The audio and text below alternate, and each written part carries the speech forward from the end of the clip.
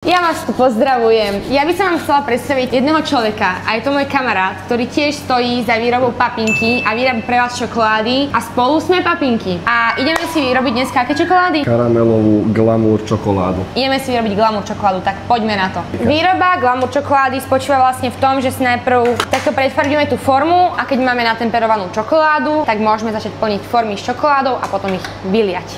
Jako? Takto? Nechám ťa, áno. Robím to dobre? Nie. Ale minule som to, lebo si mi to minule ukazoval, ty.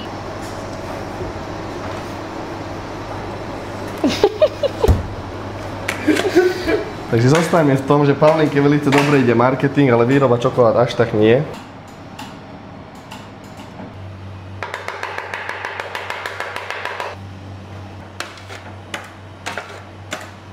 Ty si šikovný, strašne.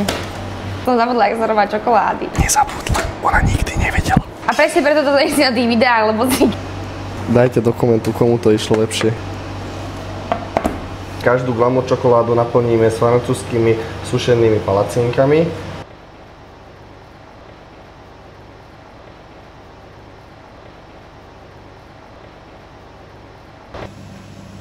Bože, mňam.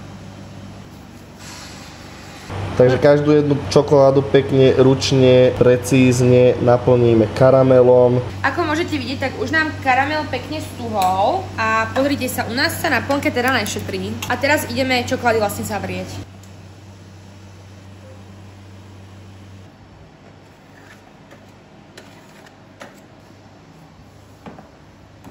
Keď máme čokolády hotové.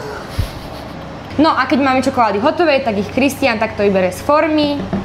Opatrne. Wow! No a takto vyzerá náš finálny produkt.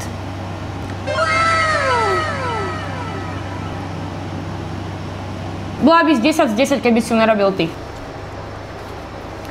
Naše produkty nájdeš na papinky.sk.